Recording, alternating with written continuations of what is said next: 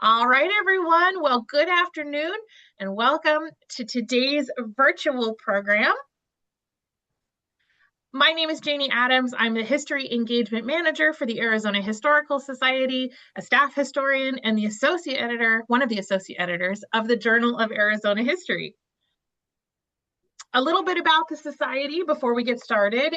AHS is a nonprofit educational and cultural institution and a state agency established in 1864. AHS collects, preserves, and tells the stories of Arizona's past through museum exhibits, libraries and collections, outreach, educational programs, and through publishing. AHS preserves our past, shares our state stories, and connects people through the power of Arizona's history.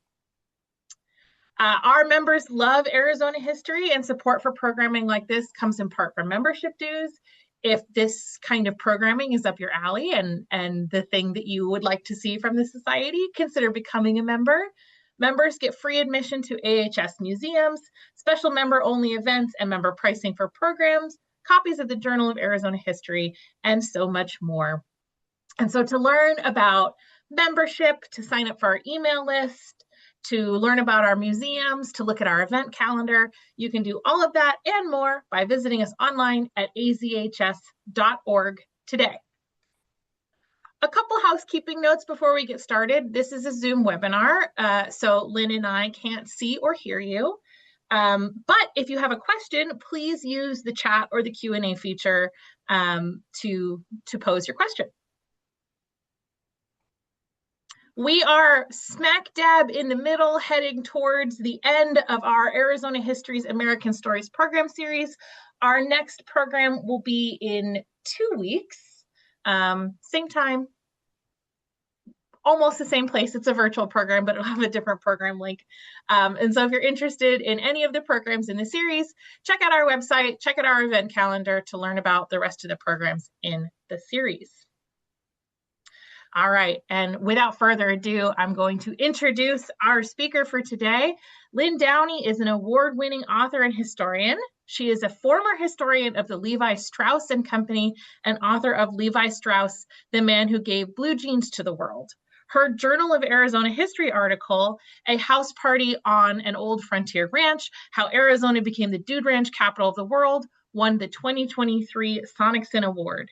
And last year, 2025, Lynn was awarded a research fellowship from the Society to study the history of tuberculosis treatment in Arizona, focusing on the very piece of primary research that we are going to talk about today. So Lynn, thank you so much for joining us today. Thank you, Janie. It is so great to be here. Hello to all of you out there that I can't see.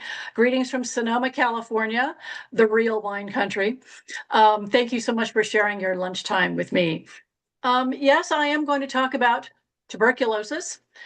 Seems like an odd kind of thing to talk about, but one of my most recent books, wait a minute, we got to share a screen here first. Oh, we have to do the awkward part now. We have to do the screen sharing. And slideshow. Please hold. Okay, here we go.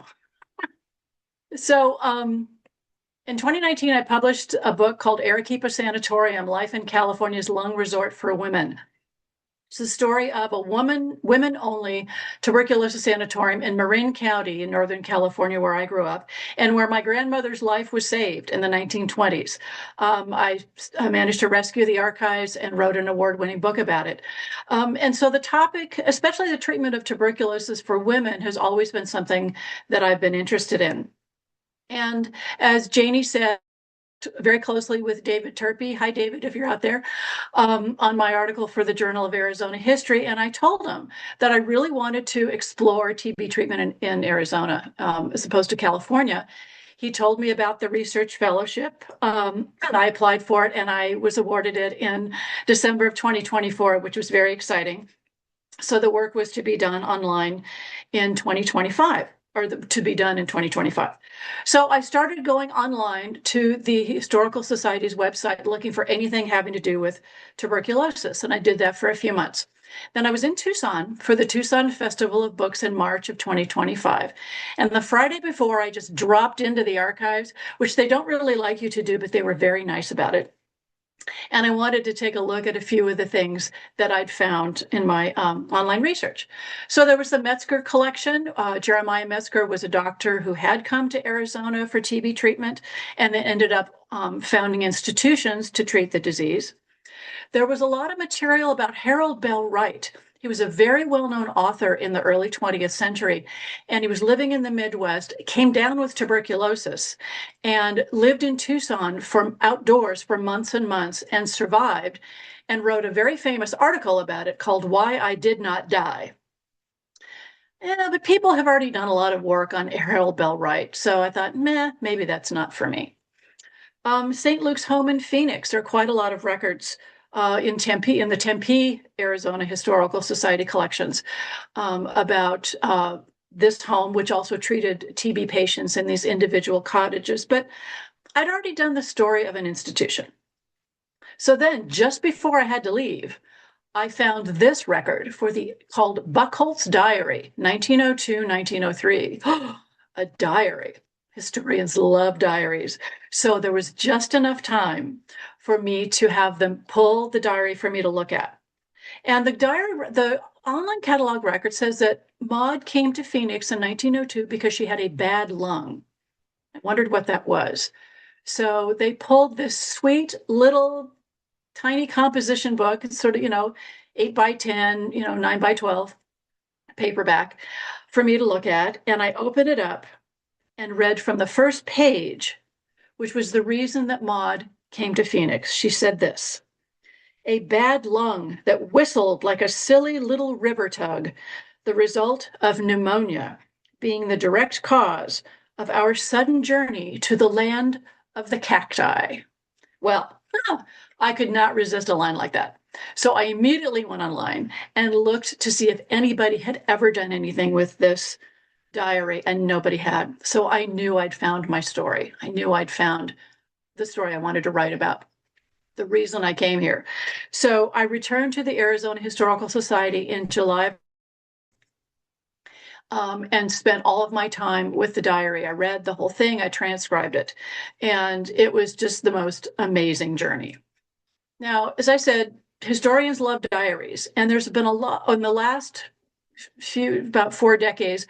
It's been a lot of work on women's diaries in the historical world.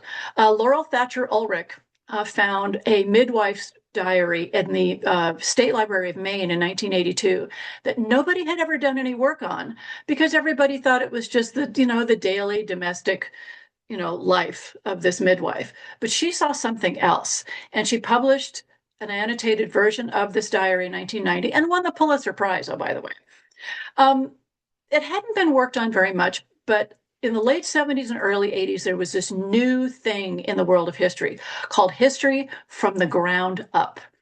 And instead of everybody writing stories about generals and statesmen and politicians, all of a sudden, historians were concentrating on families, children, servants, the lives of women, sex workers. And this brought an incredible new dimension to historiography, and diaries were a huge part of that. Another really influential diary was A Diary from Dixie, written by Mary Boykin Chestnut. I had a history professor at San Francisco State who wrote her dissertation on this diary. Ken Burns relied on this diary heavily for his 1991 Civil War documentary. So all of these, Mary's and Martha Ballard's and Maud's diaries, are about day-to-day living from the point of view of women, which we now realize is incredibly rich in detail to help us understand the larger scope of history. Because diaries are not just about the writers. If we're lucky, they're about the world that the diarists are living in. And I was lucky with Maud, because Maud's diary is a snapshot of Arizona in the early 20th century, and it's through a Midwesterner's eyes. So her awe and wonder about what she's seeing just comes through in all of her words. So let me tell you a little bit about Maud. She was born in 1875 in Sullivan, Illinois. She had 2 brothers and a sister. Her family moved to Springfield, Illinois when she was young, and then they moved to Chicago. Her father had been a dry goods wholesaler, broker. In 1900, according to the census, he was a broker. I'm not really sure what kind. But at some point, when Maud and her family were living in Chicago, their last name was Thompson, she met a man named Carl Buchholz. And Carl was from Janesville, Wisconsin, and he worked for the family carriage making business in Janesville. We don't know why he was in Chicago, how he and Maud met, but they married in Chicago on June 7th. And it was reported that they were going to move to Janesville so that Carl could work in the family business. So that they did that for a little while, but by 1901, they were living in Richmond, Indiana, and Carl was working for the Westcott Carriage Company. This is a page from the city directory. So maybe he wanted to strike out on his own and not have to, not just work for the family business. We really don't know. But Westcott was a very large carriage business in Richmond, Indiana. Then in the fall of 1902, Maud got pneumonia, and she could not shake it. There had been a number of deaths from pneumonia in Richmond over the previous months, as well as tuberculosis. And as she said on the first page of her diary, she had a lung that whistled, which means that she hadn't fully healed from her pneumonia. And winter was coming. Winter in Indiana, when you have lung trouble, it's not good. At some point, either she or Carl learned that people with lung trouble like to go to Arizona, or her doctor told her to go. We really don't know. But she decided that she was going to go, and it was in early November of 1902, and her older sister Nell went with her. So why did they choose Arizona? Well, beginning in the late 19th century, doctors like C.L.G. Anderson in 1898 started publishing pamphlets about the wonderfully healthful climate in Arizona and how it was especially good for people who had lung problems. Railroads published pamphlets with the same information from the late 19th and into the early 20th centuries. Arizona territorial officials encouraged people to come out to Arizona to get well. The idea was that they would stay. They would increase the population in the territory, contribute to modernization, and then help lead the state or the territory to statehood, which happened in 1912, as we know. But they did too good of a job. The cities of Phoenix and Tucson were overrun with sick people, desperate sick people who just fell off of train cars, hoping that they could find a place to live and find a way to get well in this wonderful dry air. There was no infrastructure in place in 1902 when Maud arrived to help a mass of people who had tuberculosis or lung trouble of any kind. So a few organizations run by women were created to help these people, but they were sometimes overwhelmed. And we'll see in a little while how primitive a lot of the treatment was. But Maud describes in great detail her trip on the Santa Fe Railroad from Chicago to Ash Fork, and then in Ash Fork, they changed trains to come down to Phoenix. And her wonder comes through. She's writing about the beautiful landscape and, the amazing kind of trees and plains that she's never seen before.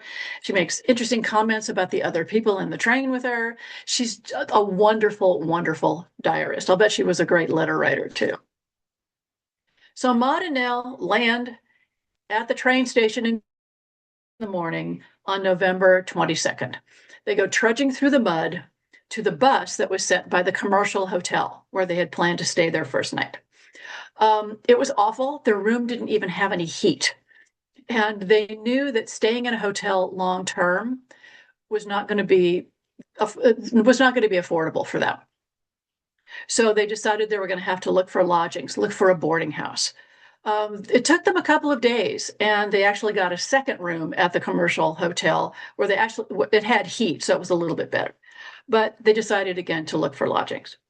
So I'm reading the diary, looking for her day-to-day details, but also I was looking for her to talk about how she felt about her own health.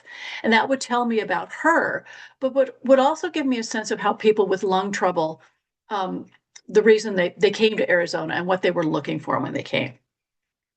So they found the Valley Lodging House, and this is what Maud wrote in her diary.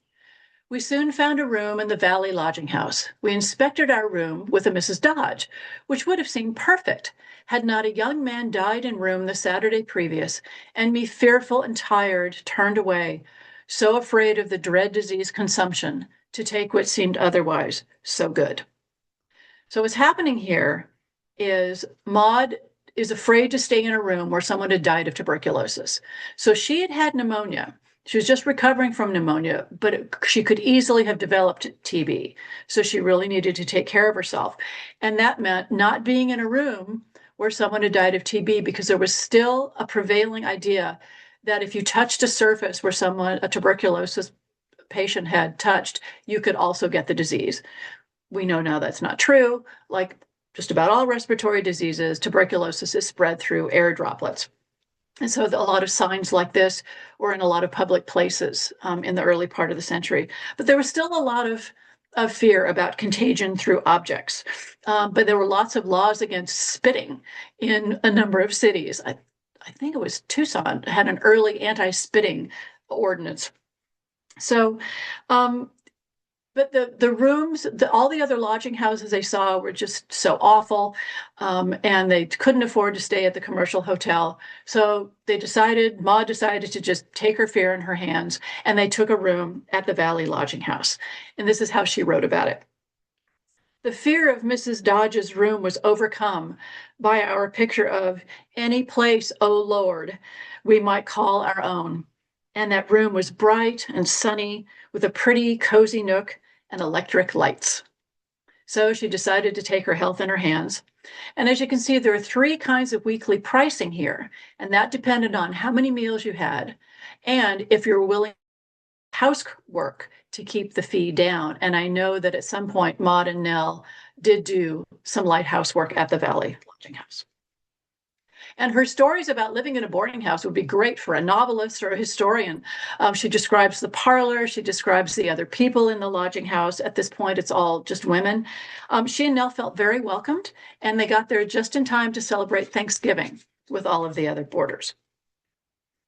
So I continued to look through her diary for mentions about her health. And as I did this, I realized that a lot of her diary talks about her being a tourist. Someone recovering from pneumonia and worried about getting tuberculosis should be resting. I can only hope her doctor told her, go to Arizona, breathe in that dry air, and just rest. But she didn't do that. Maud was young. She was 27 years old. She was very curious about everything around her and about a place that was completely unlike her home. So she and Nell played tourist all over Phoenix. They went to the Indian school. The industrial boarding school run by the BIA, of course, typically assimilationist in its policies. People would visit. It was a tourist spot. The children put on plays and band concerts. Maud and Nell went more than once, and she really enjoyed going there, which is not a surprising diary entry in 1902, especially coming from someone who's out west for the first time and likely only have ever encountered Indians in a book. And she, as I said, she did go more than once. And after a couple of times, she talked about being very tired when she got back to the hotel. On December 1st, she and Nell decided to walk into town, and she got so tired, they had to return to the boarding house, and she had to go to bed. But she got better, and she and Nell went to the ostrich farms of Phoenix. They bought ostrich feathers to put in their hats and to decorate their rooms. Excuse me. She also went to the ostrich farms more than once. And then near the end of the year, they went to the Phoenix Carnival, which had parades of Native Americans and cowboys. She called herself a tenderfoot in the pages of her diary, and she compared herself to the people at the carnival, and she was entranced by, the real cowboys. But in this diary entry, she's writing about the beauty of Phoenix, and she makes a couple of comments about the wonderful hotels in Phoenix, and then she veers off into what was really on her mind. And this is what she said. Talking about the fine hotels, they are all desirable and nice, but too many in all these places that are marked by the dread tubercular trouble and too depressing, let alone the danger to be thrown in contact with. Most of the houses are one-story brick cottages with large, or in many instances, a tent is placed at the side of the house where the people sleep. This is the ideal way of living in Arizona. So yes, people who had tuberculosis or were at risk of TB would sleep in tents outdoors. And this was a part of a really big movement in the medical field called living the outdoor life. Doctors encouraged people at risk for TB to spend as much time outdoors as possible, because running that fresh air through your lungs is going to help either prevent getting tuberculosis or prevent it from getting worse. Because what happens with TB is the bacteria goes in the lungs and then it starts eating away at the lung tissue. And then it's impossible for the body to process oxygen. And then you literally are consumed from the inside out. That's why tuberculosis was previously called consumption. But doctors had realized, especially as TB sanatoriums were beginning to be built in the 1880s, that if you rested your body, ate really good food, and spent as much time outdoors in the fresh air, what would happen is something called macrophages would grow around the bacteria in your lungs and would wall off the bacteria so that your disease did not progress and you were not contagious to others. So that was the purpose of a sanatorium, where it was enforced bed rest, and very rigid routines. But people could also rest at home as long as they, made sure that it was very little movement and they just, stayed at rest. And what this really was doing, they didn't have the word for it, but you're building up the body's immune system by doing this kind of rest cure. So people were beginning to, stay in tents in order to spend time outdoors. However, this concept seems to have been new to Maud. So I don't know if her doctor told her that spending time outdoors would be good for her. We'll really never know. So she got Christmas presents at the boarding house from her family, and they were designed to help her get well. Carl's father sent her money, and her mother sent her a robe. She wrote in her diary, "My first Arizona Christmas, and I hope my last." But she decided to have fun, and on Christmas Day, she and Nell went to East Lake Park to the Cowboys Tournament, her first rodeo. And she loved it. She wrote very excitingly about what she saw. This is what she said. 9 cowboys contested in steer tying contest and bronco riding. Steer driven into arena. 25 yards allowed it. Then cowboy on cow pony, lariat or quirt, whistling through air after it. Throws steer, off pony and has it tied. Best time, Jimmy Gibson of Yavapai County. And then she talks about wearing, and she spells it SCHAPS, shaps, which of course is the correct way to say chaps in Arizona. So what does this tell me? She's listening to people. She's watching people. She's listening to the language. She's enjoying this Western experience and writing it down correctly in her diary. It's one of my favorite things in the whole diary, the phonetic spelling of shaps. So she's also reading at the boarding house. She started reading the Virginian, which had just been published that spring of 1902, and she really, really enjoyed it. Again, she's immersing herself in the West. She and Nell went to Hole in Rock at Papago Park. But she starts talking in her diary about how tired she's getting after a lot of these excursions. And then at New Year, she writes that she's not feeling hopeful, made no resolutions, and will get along okay, I suppose. Then on January 4th, 1903, she and Nell leave Phoenix for Tucson. And she writes about how sad she is to leave Phoenix. And I'm thinking, why is she leaving? And I'm wondering if she had it in her head that she was going to be a tourist. And so the next on the tourist docket was going to be Tucson. She doesn't say anything about why they made the change, whether it was, going to be better for her health or not. But tourism seems to be one of the reasons. So they land in Tucson, and they have one night at the San Xavier Hotel. But again, they need to find a boarding house. So they had one night in a place that didn't even allow them to have food in their rooms with them. And she wrote on January 6th, tired and not overpleased with Tucson. But then she and Nell found lodging with a young couple named McGregor, who had a home near the Carnegie Library. He worked for the Southern Pacific Railroad, and they had an extra room that they wanted to rent out to bring in some extra money. So Nell and Maud took the room with the McGregors, and then they played tourists again and visited all the high spots, the library nearby, Wheeler and Perry's grocery, very well known, the very famous curio store.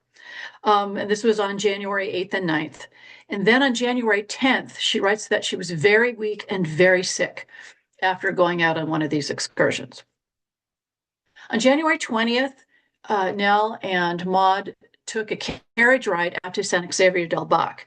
So this is a 10-mile trip by carriage, which would have taken at least 2 bumpy hours to get out there, depending on how good the road was. And so they spent the whole day there. They had a picnic, and she came home, as she described it, tired and feverish. And this is a turning point in the diary.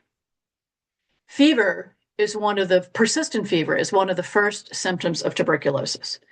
Of course, weakness and tiredness, which she also talks about. On January 22nd, she said she had a weak spell in the morning, couldn't even get out of bed. So one of the lodgers gave her a referral to a local doctor, Edmund F. Burton. He visited her on January 23rd and gave her some unnamed medicine for which he charged her $2. And the reason she wrote that down is that's worth $70 today. So that was, whatever that medicine was, it was not cheap. And it was worth noting in her diary. Now, she wrote that Dr. Burton was a fine physician. And I think she was comfortable with him for 2 reasons. One, he had worked in Chicago.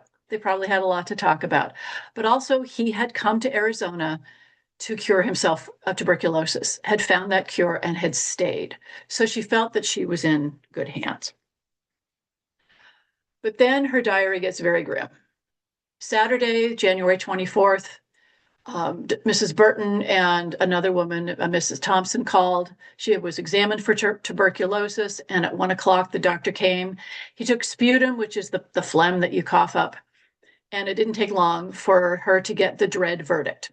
The doctor told her she has to live in a tent house and remain in Tucson all summer, perhaps a year. On Sunday, the 25th of January, she wrote that she was pretty blue. And then Monday, the 26th, doctor called back. He's trying to find a tent for her. And she spent Tuesday on the porch of the McGregor home. Carl was writing her pitiful letters, and Nell was being her support and being so sweet and brave.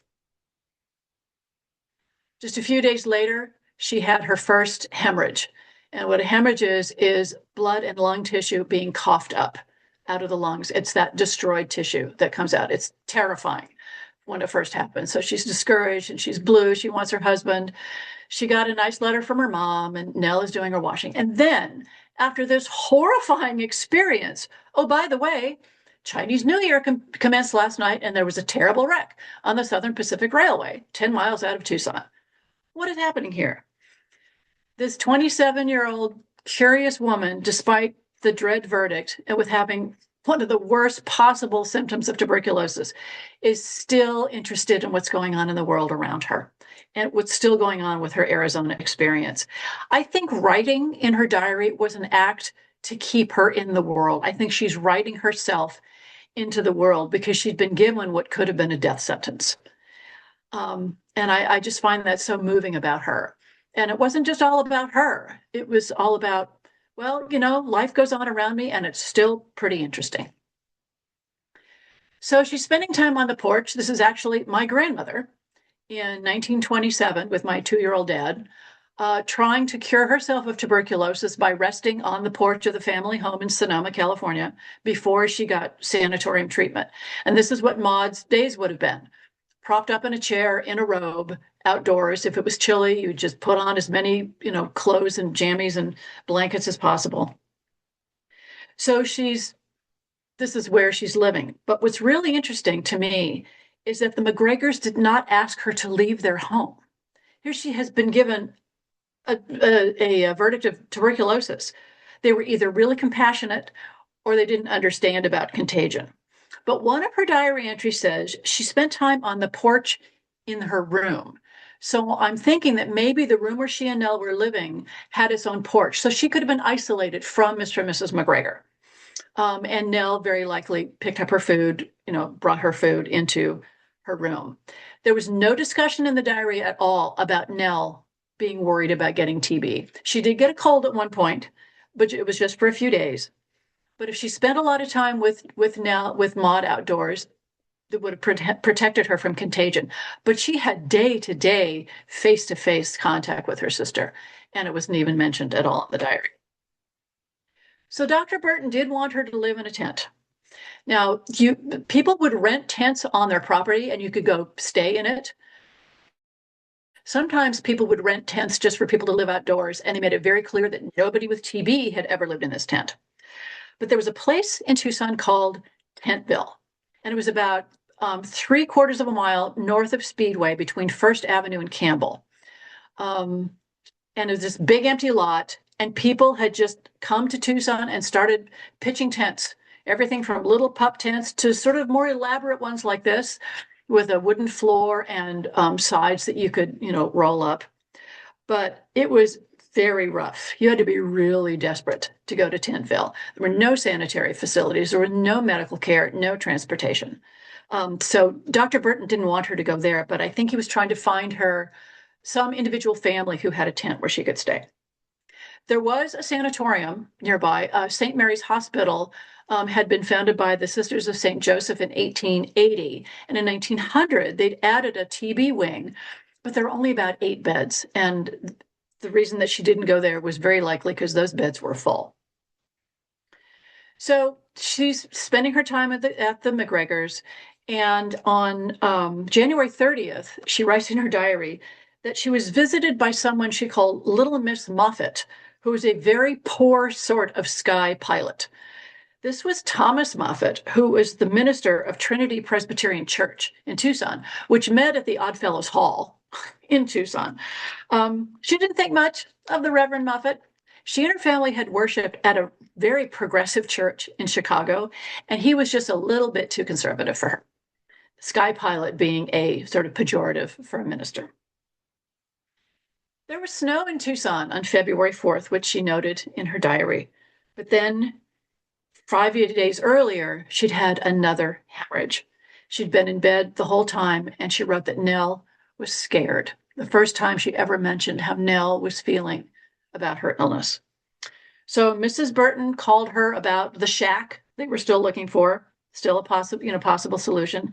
And then she got a letter from her husband, Carl, who said he didn't believe she had tuberculosis or any of its relatives.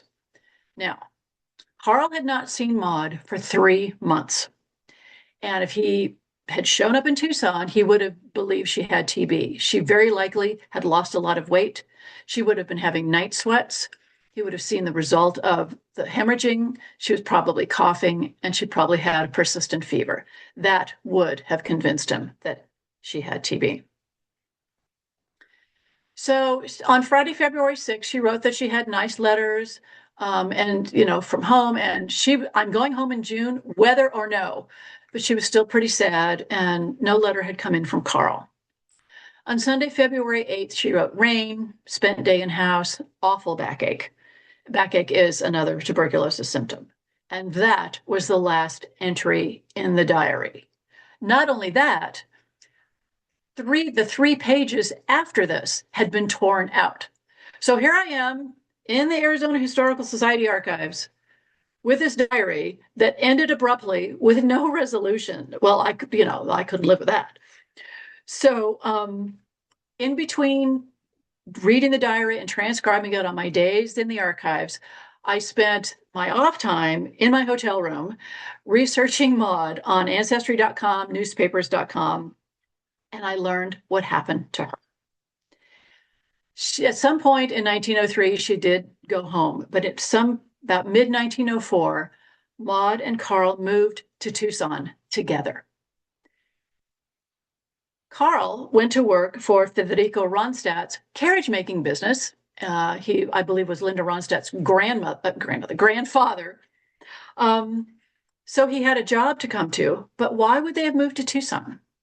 Maybe her TB didn't improve in Indiana over those winters, that were so harsh in Indiana. And even though she did get tuberculosis when she was in Arizona, they still felt that that dry air was the only hope for her. There was no sanatorium anywhere near where they lived in Richmond, Indiana. They must have been really worried for Carl to completely upend his life and move to Tucson so that Maud could get better and get healthy and could live. So I found their home address in the city directories they have in the archives at the Arizona Historical Society. It was on North 4th Avenue. And their house, was about a half a mile west of Tentville. So if they'd gone for walks, it would have, they could have seen it, but it was that close. But I doubt very much that she went to Tentville because now she has a house of her own with her husband. Carl was very supportive. He joined the Arizona Health League, which had been founded in 1905. And this was a group founded by a number of women. It served as sort of an information bureau for people who came to Tucson and needed a place to live. Sick people who came to Tucson and needed a place to live, needed lodgings, needed rooms and homes. And they also helped find people sanatorium beds as more sanatoria were built. And he supported this organization as a member with his money because he thought they were doing such good work. So Maud brought her diary with her to Tucson. She still had it with her.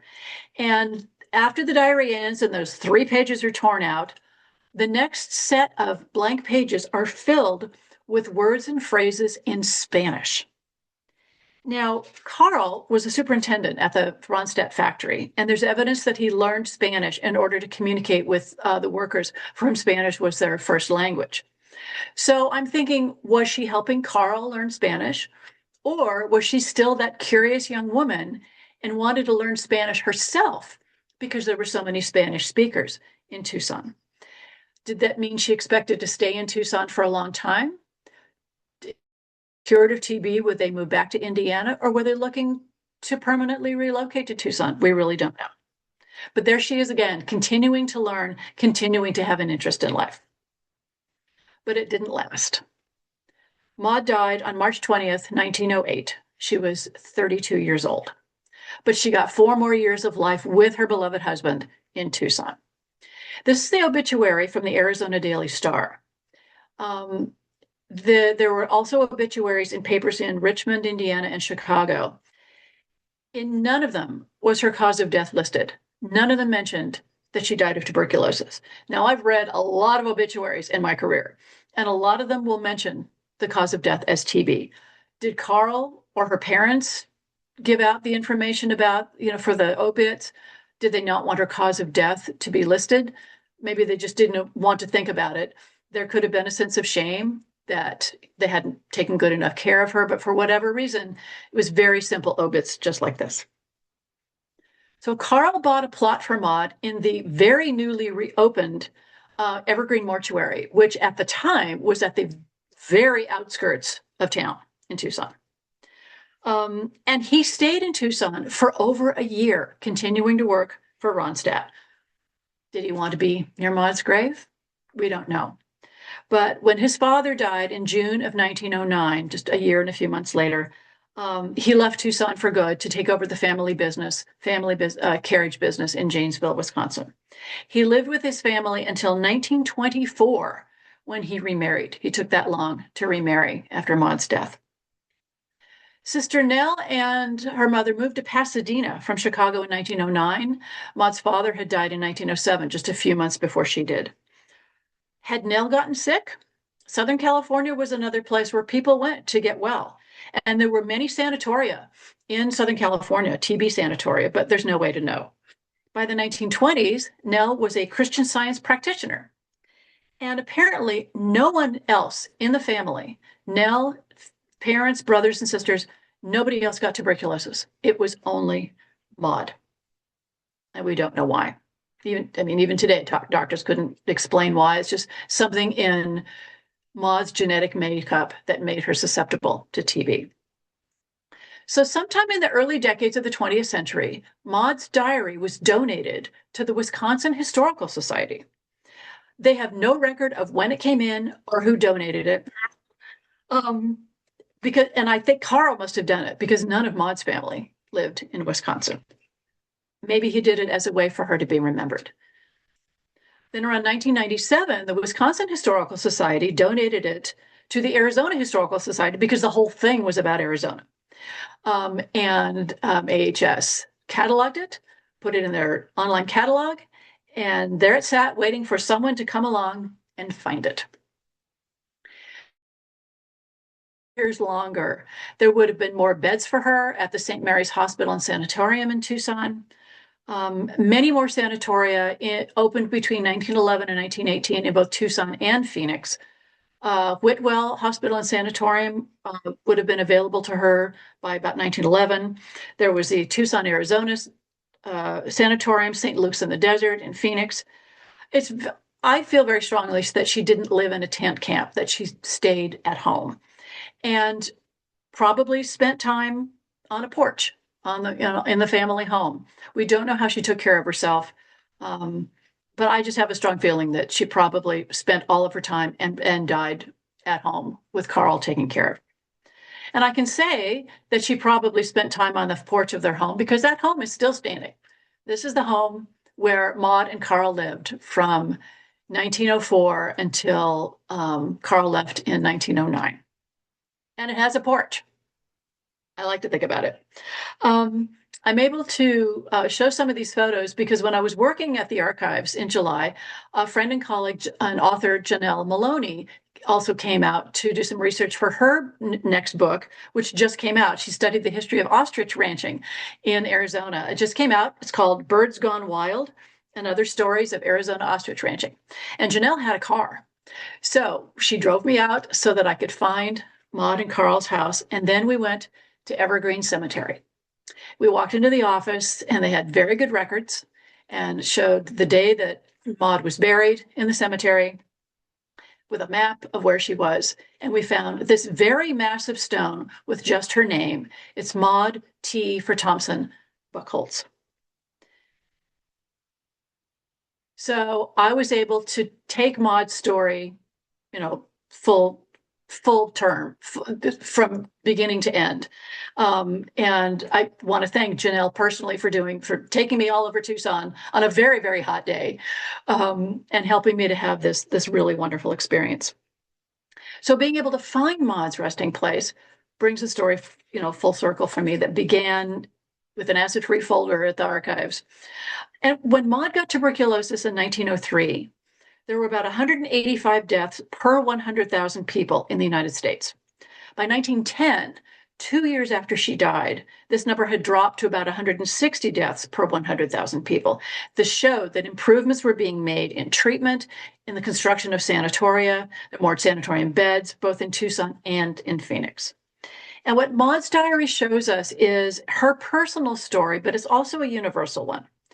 It's the struggle for life against a terrible disease when there were few options except relocating to a place whose air you hoped would heal you.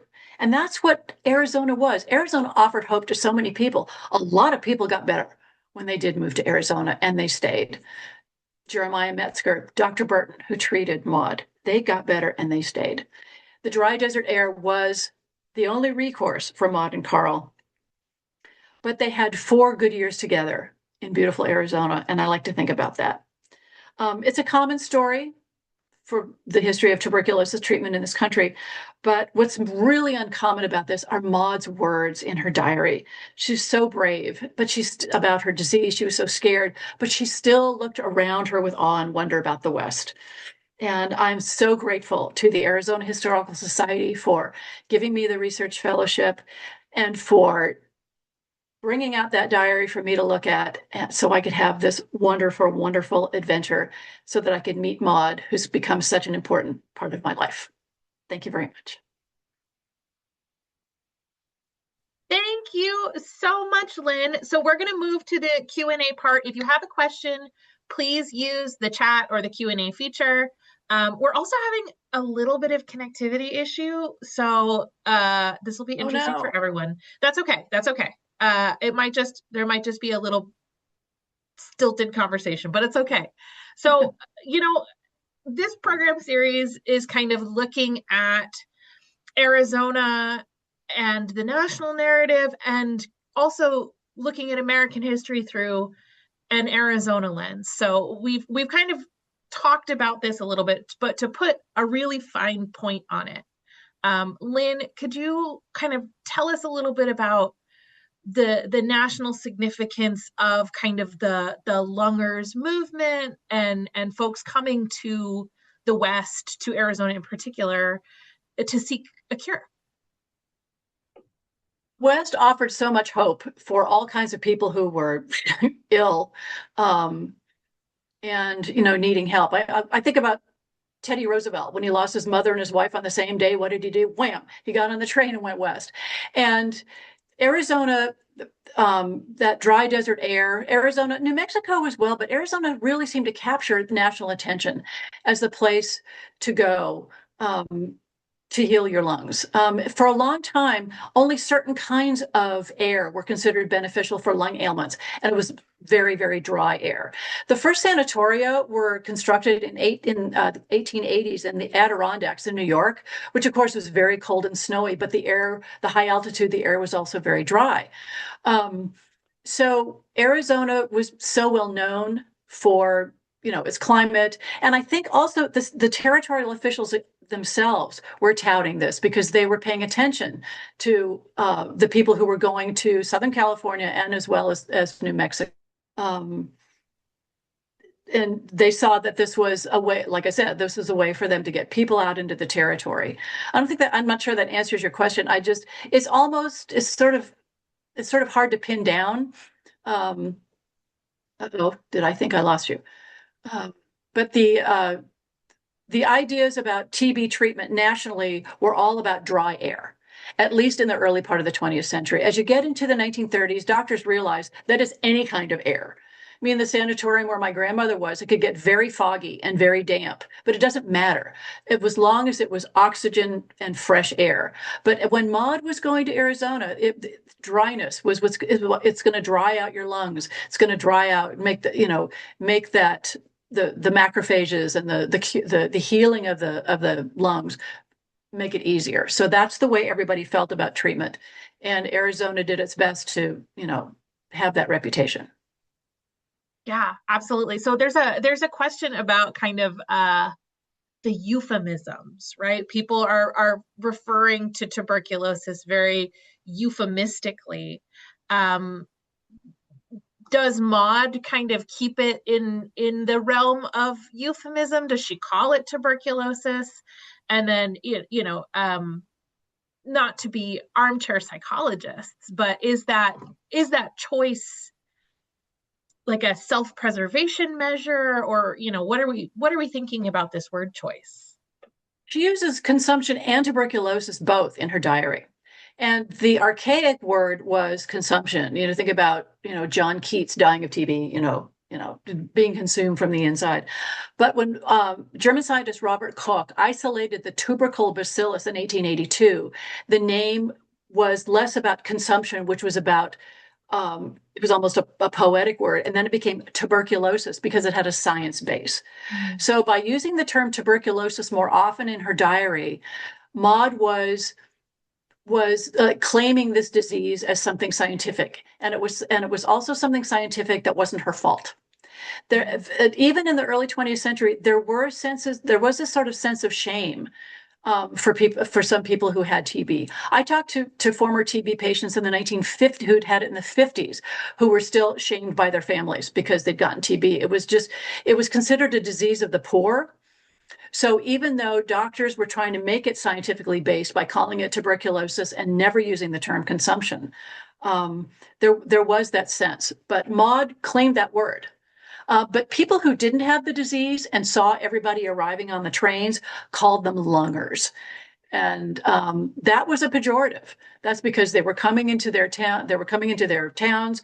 They were contagious. These people were contagious, and they didn't want them in their neighborhoods. So that's where that term lunger comes from. But for Maud to never use that term about herself says to me that she didn't have any shame about her disease. Yeah. When I first kind of read about the no spitting on the sidewalk, right? And everyone, there's so many listicles out there about, goofy laws that are still on the books. And I think that one kind of makes the rounds.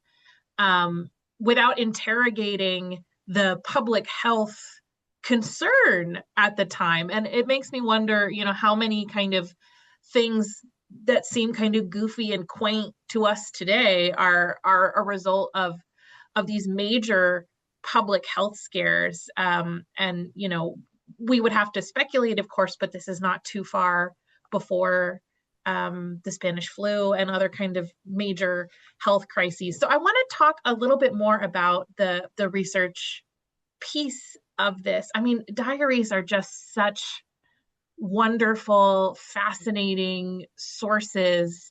People don't really write diaries like they used to. So I was hoping that maybe you could talk a little bit about the value of diary writing and kind of where do we go from here?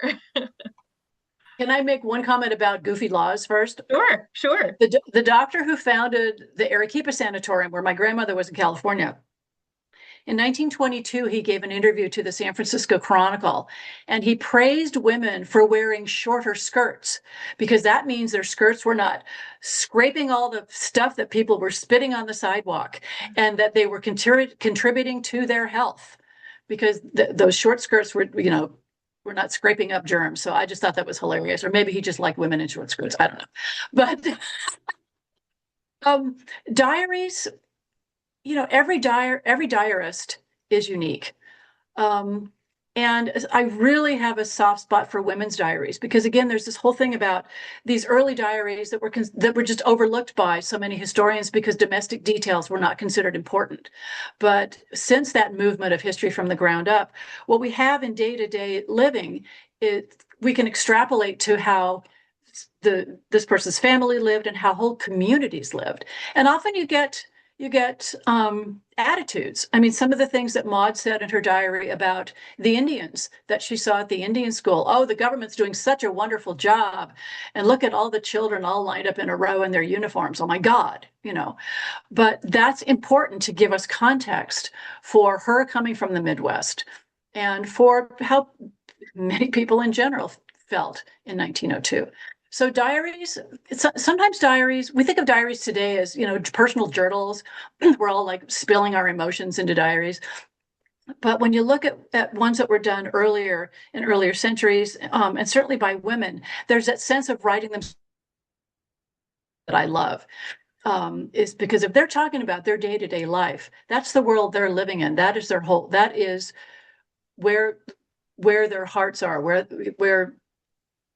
they're raising their families. I see oops, you're frozen. I'm hoping I'm being articulate. Okay, good. I just think that diaries, and you look at like amazing diarists like Virginia Woolf, it helps you understand the Bloomsbury set in London, in the 1920s. Mary Boykin Chestnut, a woman's view of the Civil War. How incredibly valuable is that? And maybe that was just one or two diaries that women were that at least survived. And that's the other piece of that. If Carl Buchholz, excuse me, had not given Maud's diary to the Historical Society, we wouldn't have this. A lot of times a woman will die, her family won't keep it. Oh, this is just mom talking about taking in the washing or whatever. When I think about the number of diaries that we have probably lost over the decades and centuries. So that makes each one of them so much more important to our understanding of history as a whole. And if you look at all the work that is still continuing to be done on the history of families and children, they're just invaluable. Yeah, I somebody once said to me about kind of diaries and women's diaries in particular, that women, especially of this time period, were writing their diaries to say, I was here. Yes. And kind of themselves into the world. Yeah. Right. And my experience of this event matters, even in a very small way. And I think that is just so powerful. All right. Well, I guess kind of my final question, there's so many comments and kind of statements about tuberculosis. I think that so many folks have a story about a loved one who came to Arizona, seeking seeking relief for kind of lung diseases in particular. So kind of as a closing piece to this, if someone were to kind of take up similar work and look, go into the archives and look for a diary and make sense of it, what advice would you give them? Do it. That's my advice. What was really helpful to me is to balancing a diarist's view of her own disease and balance that also with the opinions of doctors. So it's really important to look at institutional records as well. What you have in Tempe, St. Luke's in the Desert, a long time TB sanatorium. So I would look at the breadth of the tubercular experience if you want to study it. If you're lucky enough to find a diary, great. What I had for the book that I wrote, my grandmother was still alive. And I interviewed her for 2 hours and I transcribed our interview. So that was like having her diary of her experience. So it's really good to balance how society felt about TB by looking at, again, institutional records. And then what's the word? Benevolent associations like the Arizona Health League, they will often have records that look like maybe this sort of boring financial records in a ledger, but it tells you a lot about the kind of people who are coming to get treatment. So it's looking at the whole picture, you get the real sense of what it was like to be a TB patient, to get that dread verdict, and then look around and try to get the help you need. Yeah, for sure. One of the comments that I want to address really briefly is about preventoriums. Fairly recently, and maybe if my a fellow associate editor is still with us, he can remind me of which issue it is. But fairly recently in the journal, we published an excellent article on preventoriums. The whole back catalog of the journal is invaluable for providing that secondary source research material for getting kind of a larger context and historiographical context, the history of the topic. So that's also a good place to start. Yes. Thank you, David. It is spring 25. It was a wonderful article. Yeah, preventoriums were for children. For the most part, it was a place to go to send children who were at risk for getting tuberculosis. There were a couple in the Bay Area and here in California where I live, but that article was really fascinating. And you're right. Footnotes. We love footnotes. It's where so much of the story lives. I also have found incredible source to be online newspaper databases, newspapers.com, newspaperarchive.com. So again, that's how I found so much information about Maud. I found statistics about Richmond, Indiana's TB rates, in newspapers because county statistics would be published in the paper. So they're a really great source. And you could just spend hours, doing a search for the kind of information you want to find about TB treatment. They're really Yeah, I have found myself in many a rabbit hole on newspaper.com where I had to set a timer and go, okay, when the timer goes off, we have to move on to the next thing. Yes. Lynn, thank you so much for spending time with us this afternoon. Thank y'all for being in the audience. We hope to see you in the next program. That is the Journal of Arizona History, Spring 2025. Thank you, Carolyn. And we'll see you next time. Thank y'all. Thank you, Janie. Thank you all for coming. Bye. Bye.